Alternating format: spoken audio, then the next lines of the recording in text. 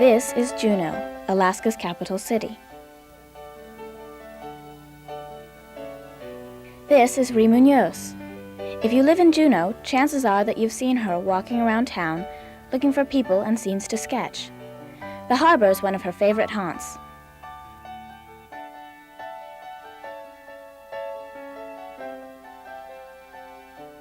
Well, one of the reasons that I really enjoy painting fishing scenes is because the whole thing is so lively and so colorful.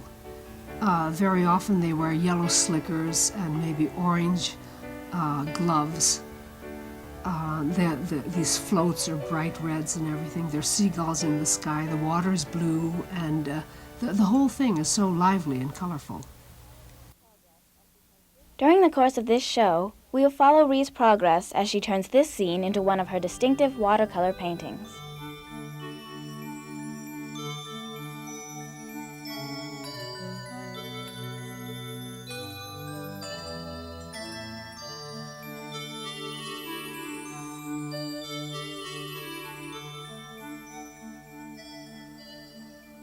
Juneau artists Dale DeArmond and George Rogers are longtime friends. Rie, of course, has such a distinctive way of seeing things and always has. And sees a lot of the humor in things that are not obvious to other people. It's a celebration of life, whether she's dealing with the King Islanders or the old people at Tenakee, or the politicians in Juneau. She has a wonderful one of the politicians going down the street with their hands in their pockets looking very important. Rie is one of these people who sees beauty and sees joy in everything. I use the bright colors to convey the good feeling I have about things. She had a big show down at the Frye Museum several years ago. And afterwards someone remarked that they had never gone into a show and found everyone laughing. She has great wit, and I think her things are both beautiful and funny.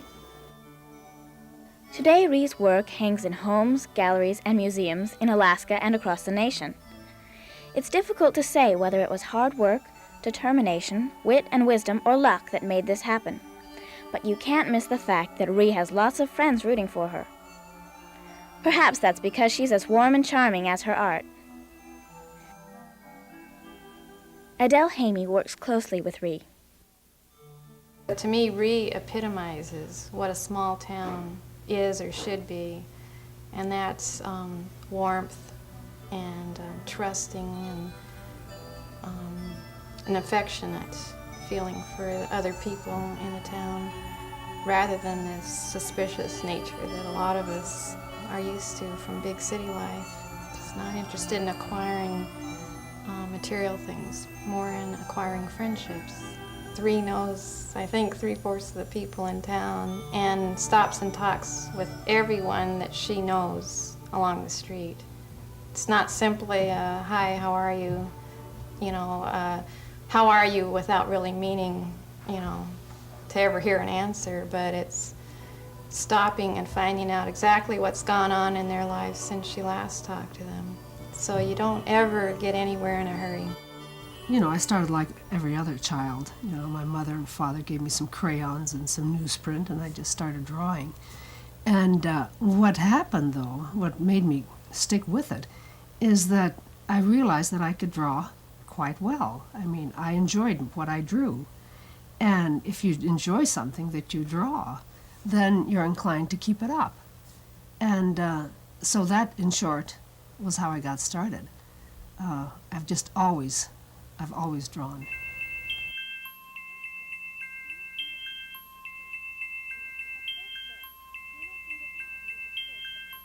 At first look, Juneau seems a town which escaped the past 3 or 4 decades. It enchanted the young Rie Munoz in the early 1950s when she gave up California for the adventure and uniqueness of Alaska.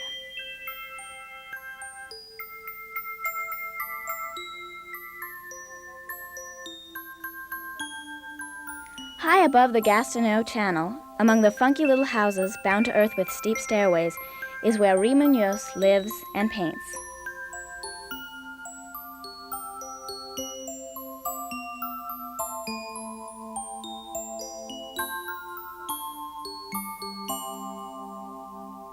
formal art training came as a WAC, a member of the Women's Army Corps, during the Second World War. Later she studied at the University of Alaska in Juneau. She works mostly in watercolors. Her sketch pad is as a notepad to a writer. She constantly refers back to the pad.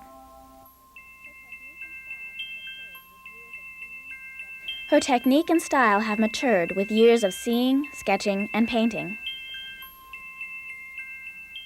I guess I started selling paintings at the annual art show here in Juneau. But I painted as I went along, and not just for the art show, and periodically sold a painting. Somebody would come to my house and see a painting and they'd want to buy it. Or somebody would ask me to do a painting, and I'd do it and sell that. During this formative period in Ree's career, she drew political cartoons for the local newspaper. It was the mid-1960s. Ree was divorced with a 7-year-old son named Juan. She worked as a draftsperson, and in 1968 she jumped at the chance to work at the new Alaska State Museum in Juneau. When I started there, it was a brand new museum and the place was empty. And so I arranged the whole thing, including gallery space where we had a different show each month. And for these shows, we had to advertise, of course, and took a one-day course in making silk screen prints. And from there on in, did silk screen posters for our shows. But that gave me the idea of doing prints on my own. And so I got my own silk screen set up and started doing silk screen prints, not posters, but prints myself. Ree began thinking seriously of selling her pictures. She rented space in a shop window to display her work. And I think I paid $10 or $15 a month for it. And I put my paintings in there and, just left them there, and they sold them for me. And then whenever they sold one, I'd paint another one and put it in. Every summer, visitors flood Juneau from tour boats which ply the Inside Passage.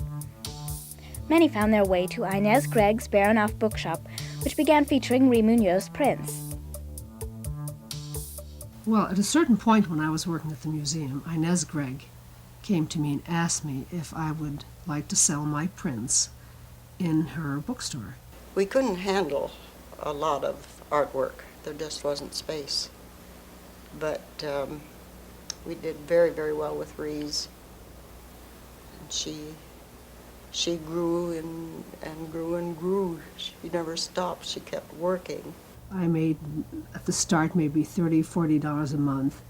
And then after a while, I was making maybe $60 a month. And then I got the brainstorm. Maybe I should quit the museum and live on these prints that I'm doing, and that would also give me, if I quit the museum, it would give me plenty of time to paint full-time, and I could probably make more money, and enough to live on, you see. It was a risk, but when her chance came, Ree was ready. She needed only enough money for heat and food. In winter, she closed off the attic to save on fuel costs. She and Juan slept by the oil stove in the living room. And so I figured that I was doing well enough at the bookstore that I probably could manage. And if I couldn't manage, I could always have gotten a job again somewhere. And it did work. Painting pictures is a delightful avocation. Earning a living painting pictures is a tough, competitive business. Taking and filling orders soon began to rob Ree of the time she needed to paint. Friends advised her to get some help. She did, and Adele Haney began working with Ree 8 years ago.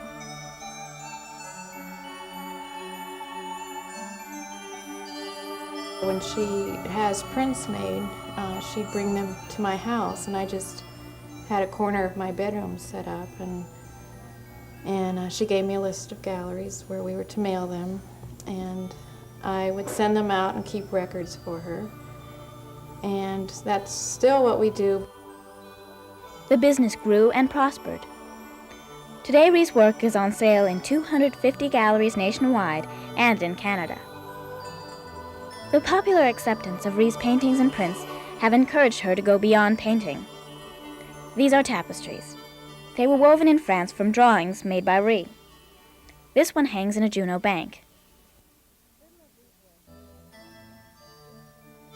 Little of Rie's work is as abstract as this stained glass window in the Juneau Public Library. She's been designing windows with a pair of Juneau artists. The first time we saw Rie Munoz designs years ago, first time we saw it, we said, that would look great in glass. I think we had first talked about this with her over taco dinner in 1977. She has a real definite idea of what she wants and how she wants it to come across to the viewer. And what our job was to show her how you can translate that into glass. So she could take her prints, which are all done on paper, and translate that into glass and show her technically the best way to pull it off in glass so that the effect is the same, so that the viewer knows what he or she is seeing. It was partly a matter of educating her, like most people. You don't have a real good idea what can and can't be done in the medium. An artist has to have a lot of ego tied up in what they do. They're giving a part of themselves to their medium, and so there was a potential for that to be difficult. When it was finished, it looked a lot better than we ever thought it would. In her early years in Alaska, Rie and her husband taught school on King Island, off the coast of northwestern Alaska. This experience was the seed of 2 children's books written by her friend Jean Rogers and illustrated by Rie. I was absolutely delighted when my publisher called and said they were accepting my first book, that they asked me to recommend an illustrator. Since Rie was not only the inspiration for the book, but it was her experience. Actually, she was the one who taught school on King Island, and she is the Marie in the book, loosely drawn, of course. I like to illustrate pictures of King Island. It's a very unique place. But still, there I have the feeling that somebody else is telling me what to illustrate. And then I have the feeling of what do they want. And the minute I start thinking of what does somebody want, then I get very conservative. And I have to work myself out of it. Of course, what they want is my artwork, but I think, well, what do they really want? The only thing that people in Alaska were disappointed about in Goodbye My Island was that Rie's pictures were not in color, because of course her color is so wonderful and so cheering. But King Island Christmas is another story about the King Islanders, and they were willing to risk it, and it's in full color, and it has 29 full color drawings by Rie. So it's a very exciting project. I always take my sketch pad with me wherever I go. I think I just record the things that I really enjoy. I like to record. There are so many things I like to record that I'm really interested in recording some of the things that I know are not going to be here forever. Such as some of the life some of the village life, that I can't imagine that it's going to go on forever. I'm always in the back of my mind thinking of paintings. When I'm on a hike, or if I'm just walking downtown to do grocery shopping or anything, I will see something that strikes me as a good painting. Usually it's people doing things, not necessarily sitting at a typewriter typing, but doing fun things, children playing, or somebody carrying home some fish, or somebody hanging up the laundry, or things like that. And if I see this in a nice and an interesting setting, then it appeals to me, and I want to paint it. I think one of the main things that is important for an artist to do is to paint what the artist really feels good about painting. And I think that ultimately shows in the work. And I obviously like to paint what I'm painting, and I think somehow or other I managed to convey that.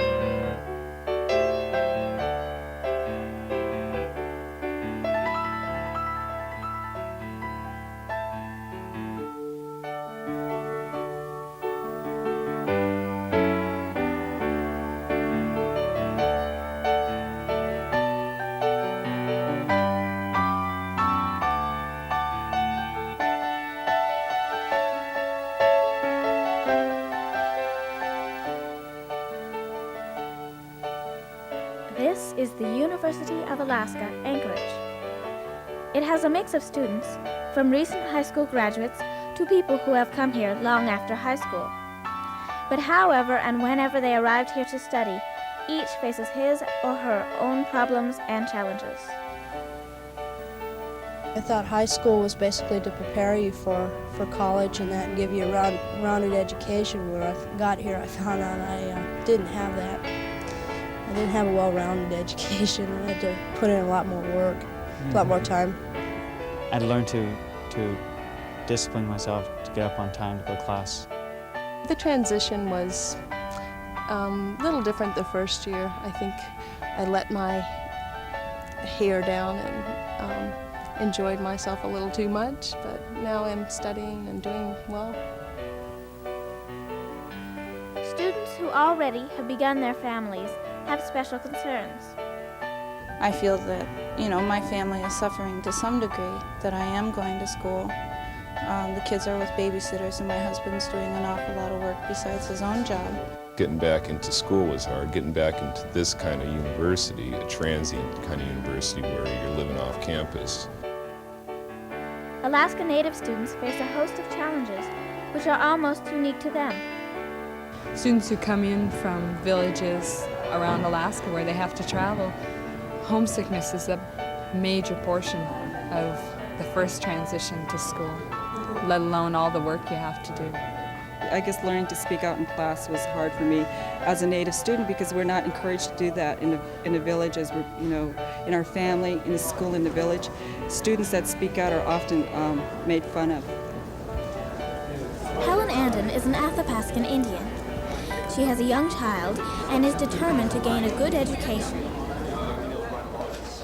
Like I said, it took me so long to get here to begin with. And in spite of the difficulties with my high school education, I did have I felt like I had a good solid base in English, so I was ready. But I know that even today, a lot of the younger Native people who come to the college aren't ready.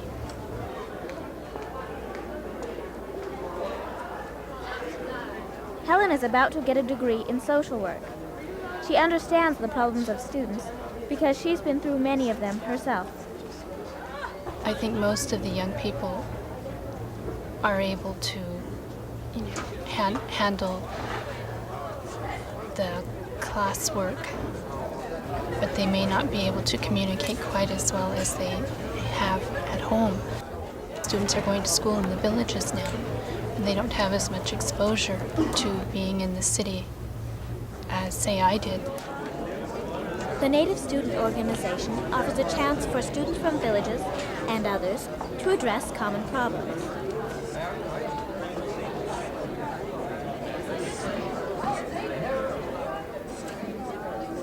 Helen serves as president of the group, which is reassuring to her friend Polly Hislop.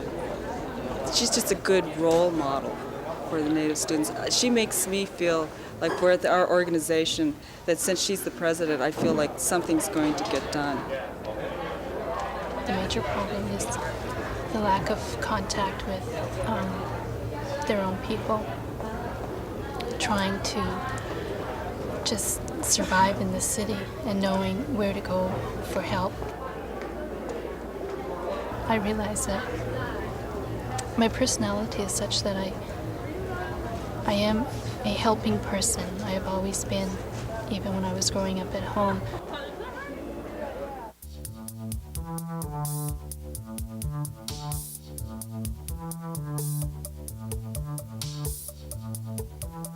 This is the village of Tanana on the banks of the Yukon River, site of Fort Gibbon in the last century. It is a village which adapted to outside cultural influences.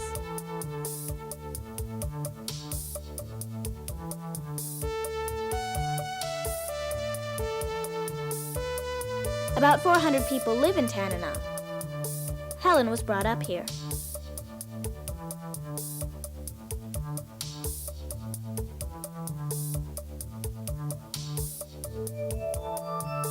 There were always books and magazines in Helen's house, and it sparked her curiosity. But it was in this 8 by 12-foot town library that Helen found much recreation and an exposure to the world outside of Tanana. They had a great collection of the Hardy Boy and Nancy Drew mystery series, so I still love a real good mystery book now and then.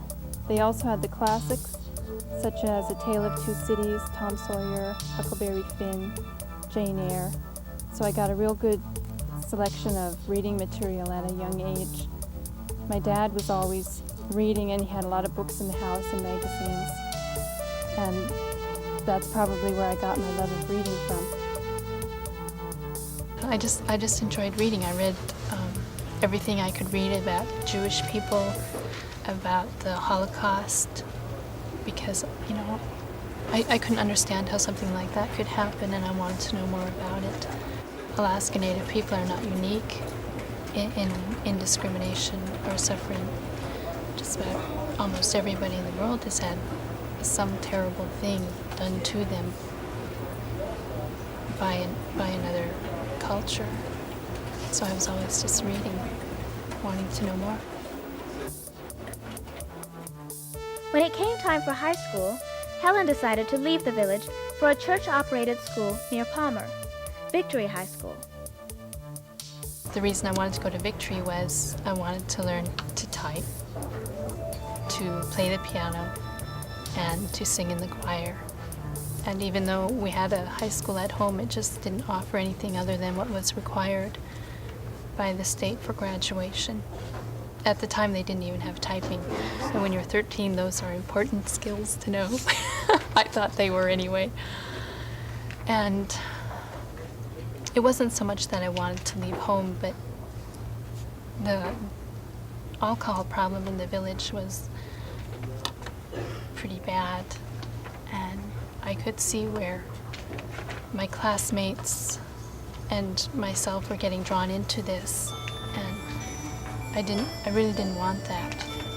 And I figured the only way to stay out of it was to leave. And that's why I started asking my parents if I could go away. My mom was against it. I was the oldest girl, and there were 9 in our family. And I know that I was a big help to my mom in running the house. First, I didn't want her to go. I mean, you know, I just wanted her to be with us. But I decided that, we decided that maybe she would get better education if she did go away. And it sure helped her in a lot of different ways. Within a few days, I was on the airplane, and I got to school late my first year away. I remember sitting there feeling pretty lonely and wishing I could go back home, and Gail Van Diest came over and kicked my foot, and it just made me feel at home. They made me a part of their family. I think Jeannie and I are somewhat second parents to her, in a way. She spent at least 5 different Christmases together with us during the high school days, and then as she went on in high school, of course, she developed more and lost the shyness of the village and became a very outstanding student, both academically and otherwise. If she sets her mind to do something, and this is what she really feels she should do, she becomes very determined, very goal-oriented, and I think that's why she's where she is.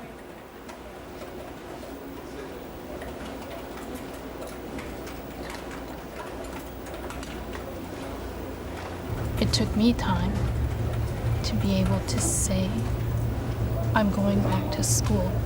Through the years that I had been in Anchorage, I was always taking a class, and then I decided at this rate I'll never get through. And I just took the plunge, and I said I have to do it. Otherwise I will be 55 and still going to school.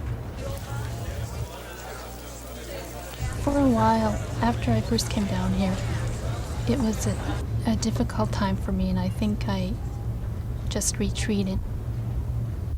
My daughter and I were on our own, and I didn't really want to be a part of any group. This will stop you from turning pages. A heavy, solid, thick. A couple of family members died, and when you have all of that trauma going on, there's only so much that you can do just to keep yourself whole. And as years went by and I resolved it, when I was able to come out of my period of mourning and start to enjoy being with people again, and particularly Native people.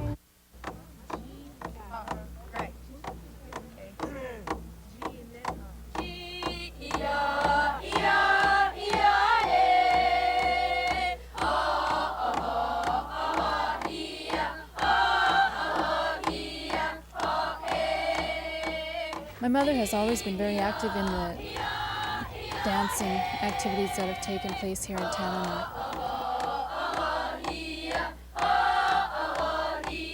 I can always remember dancing. When I was younger, my mom made me dance with everybody else, and at that time there weren't too many young people dancing.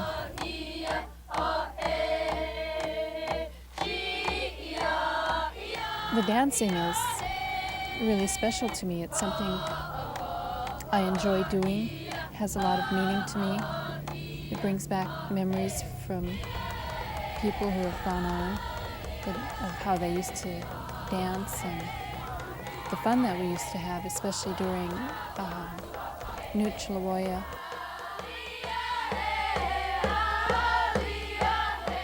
Joanne Kaiser is another of Helen's friends who chose to get a university education years after finishing high school. But sometimes it's better to wait. I think that's the best message, you know, that there's a lot of impetus in teen years that you have to make a decision about what you want to be when you grow up. It takes an extraordinary degree of determination to do anything.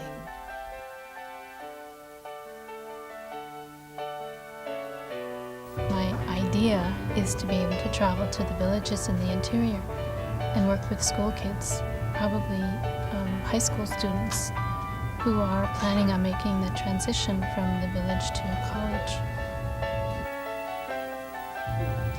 If I go into the high school, then I think that I could work with the students and talk to them about what to expect, the difficulties in going away to college. But if they haven't experienced it, then they don't know.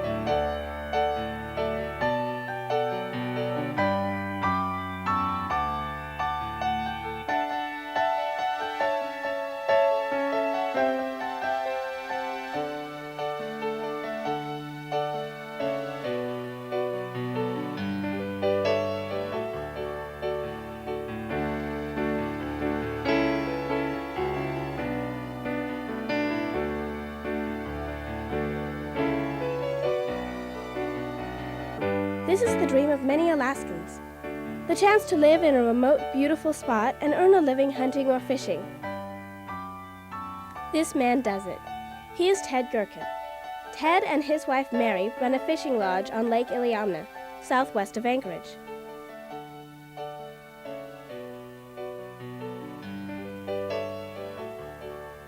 Lake Iliamna is Alaska's largest lake. It is one of the world's best sports fishing areas for trophy-sized rainbow trout, grayling, and silver salmon.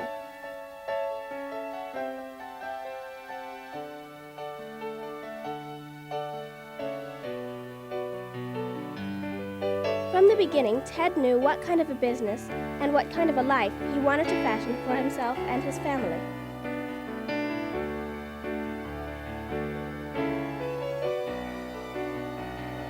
I had a vision. I wanted to develop a fly-out fishing lodge where I could utilize my talents as a pilot and as a fly fisherman to take people fishing and make a living off it. That vision came a decade ago, at a time when Ted was facing many choices. He had already had 2 careers, one as a Coast Guard officer and civil engineer, and another as the city manager of Kodiak. He and Mary were combining their 2 families, and he was looking for a new job.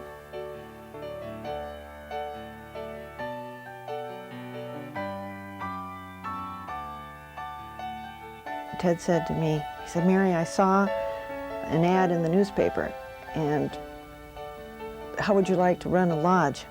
And I said, "Ted, you know, we couldn't afford it. It would be too expensive. It would be something that we'd have to think about a long time." He said, "Well, okay, think about it." So after lunch he said, "Well, have you thought about it?" When we bought the place, we invested every penny that we owned.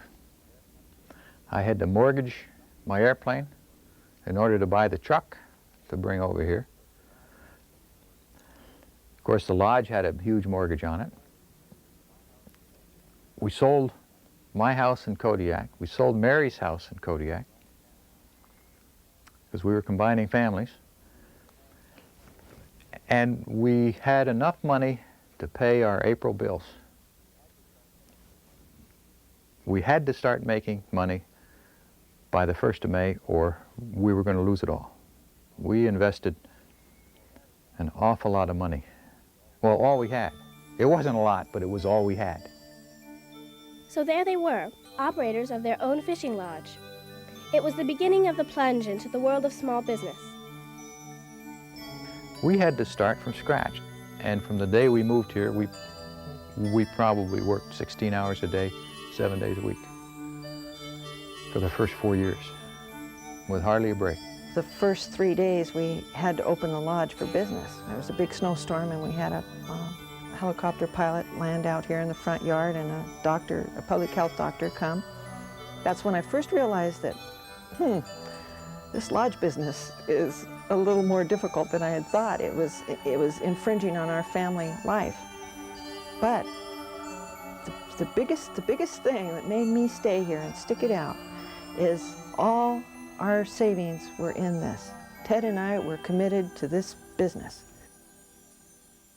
The family settled in. There weren't many fishermen in those first years, but there was plenty to do. Ted used his Coast Guard engineering experience to design and build a new hangar. Lodge guests were often firefighters, government officials, and others who sought hotel accommodations rather than the excitement and adventure of sports fishing. It paid the bills, but running a hotel was not part of Ted's vision.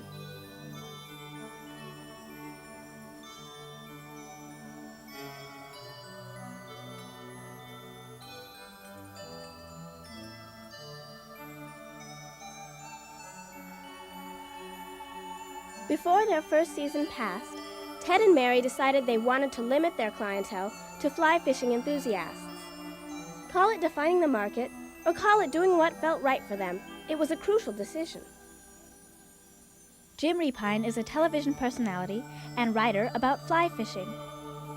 To that point, nobody had an exclusively fly fishing lodge, and frankly, The crowd, the two different methods don't mix very well. It's not that one method is better than the other, any of those kinds of things, but it's just like maybe the analogy would be to try to have a facility that catered both to golfers and tennis players. It's not that one thing is better than the other, it's just that they're not necessarily compatible. In its purest form, fly fishing is taking the adult version of an aquatic insect. That means after it's gone through its stages and emerged to the top of the water, and it floats on the top of the water, and the fish comes up and gets it. That's kind of the great fascination, is to have this artificial fly come down the water, and for it to be realistic enough, and you having fished it skillfully enough that the fish is enticed out of his sanctuary, comes up and takes that fly and goes down. It's a great thrill. But the fly tying itself becomes a fascination of all its own. We have taught many people the secrets of fly fishing up here in these waters. And we've turned a lot of people from amateurs to quite accomplished fishermen. Actually, I've had so many guests come up here and look at me and look at Mary and say, "You got it made. You get to fish anytime you want to. You can go hunting, you can go flying, you can do anything you want to out here in this marvelous wilderness, and you've got it made." And that's what the book is all about. That's why I named it Hardships That Nobody Reckons. A line from Robert Service. Ted's book recounts the good, the bad, the funny, and the sad experiences of those first few years at the lodge. For example, it tells of the time And we went fishing, had a wonderful day. We had a picnic on the beach, and we just looked around and said, this is why we started this business. This is why this is what we wanted. And I went fishing. Mary fished for a while, and then Mary got the camera out and was going to take some pictures. So she said, "Turn around, Ted, I want to take some pictures." So I turned around to look at her, and over her shoulder, I saw our airplane starting to drift away. Ted was racing after it with his hip boots, tried to swim towards the airplane, and missed it by inches, just barely made it to the willow bush. I thought that he wasn't going to live, because I know hip boots and water don't mix. All our emergency food and rations, clothing was on the airplane. I was soaking wet. I said, "I've got to get to the airplane. I've got to turn the beacon on to let people know that we're in distress." And he got on that log, and I said to myself, well, that's it, start thinking of survival here, because we had nothing on ourselves. Everything was in the airplane. This time I took my boots off, and I rode the log down off the gravel bar, down to the confluence of the two streams, started picking up speed. By this time I was in the glacial water, which is probably 42 degrees. And when I got to about 100 feet above the airplane, I could see the log was going to miss it by 40, 50 feet. I dove off the log and swam to the airplane. I kept thinking, now, what am I going to do if he floats on downstream somewhere? I guess I could find a log too and float downstream and just find him somewhere downstream, because I knew that's what was going to happen. Thank goodness it didn't, because he came up on the other side of the airplane and waved to me so that I knew he was okay. Went in, turned on the beacon, got all the emergency gear, tied it in a big sack around my waist with a rope, dove off the float, and swam completely across the river, because the airplane was more toward the far bank. So that's the 1, 2, 3, that's the fourth time I entered the stream. We had a Coke can sitting that we had used for lunch, and I had a fire going when he got there, because I knew hypothermia is a real dangerous thing. Even in warm weather like that, it was still, that water was very, very cold in June. When I got back to the gravel bar, I was cold. I was shaking like a leaf. Hypothermia was starting to set in because of all the exertion and the cold. I made some fireweed leaf tea, and it's probably the best cup of tea I'll ever have in my life. We had a nice little time sitting there now wondering, what are we going to do? The lodge is full of guests, and our airplane, the only airplane that we have, is down in the water. And an hour after that, 2 hours after that, a helicopter came in from Port Ellsworth and brought us right back here. So we were here about 2 hours after supper. That was the first day that we had felt that we were on top of things, that life was treating us fairly and square, and we were going to make a success. And I feel that that's one of the first things that God said, no, Mary and Ted, get back down and be humble. We've had 2 generator fires. Some more of the hardships that we suffered our first 3 or 4 years. And in each case, they both happened in the middle of the night, 2 o'clock, 3 o'clock in the morning. The minute the telephone started ringing, people jumped out of bed and ran over, drove over to help with the bucket line, the bucket brigade, and get those fires out. Of course, we didn't save the generator buildings, but we saved the fuel tanks, which was almost as important.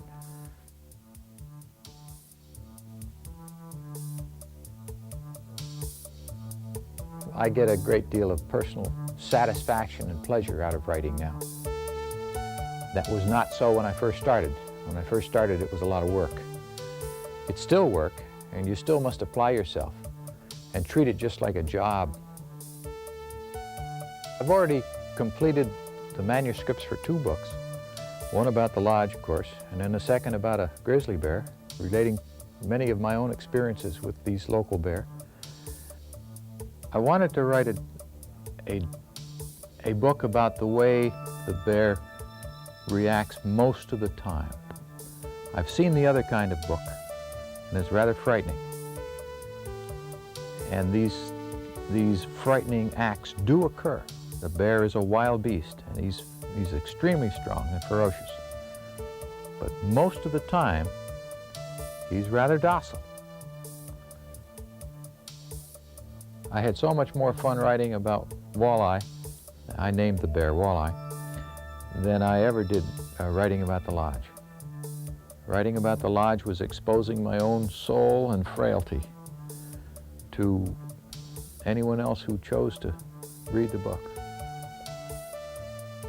I've got my eyes on another idea, a book about fly fishing here in Alaska, and I may even do a 4th book, who knows. I didn't take enough English courses when I was in high school or in college. Took a lot of math and engineering, but right now I wish I'd taken more English. The whole point of Iliaska Lodge is fly fishing. Several years ago, Ted became concerned that stocks of rainbow trout, salmon, and other fish were declining. He felt the problem was overfishing of the salmon, and he fought to get the authorities to change their policies. I've been in Juneau, and I've talked to the commissioner and his assistants, and I've talked to biologists about it. I was really on a campaign trail for several years, and what happened was that now they have changed their management philosophy of red salmon in Bristol Bay. That's my greatest accomplishment here, is to get Fish and Game to change their management policy. Despite the success of Iliaska Lodge and everything, it's still my major accomplishment. Wouldn't you think so? Well-defined ideas and determination are part of Ted's life. Perhaps that's the reason that after a decade at Iliaska Lodge, Mary and Ted are still happy at their work. We want to run the business the way we want to run it. And making a great deal of money is not our highest priority, as it would be in probably most other businesses. They've taken their dream and brought it to reality. Not many of us get to do that. I suspect more of us would get to do it if we would work at our dream as consistently and as persistently as Ted and Mary have done.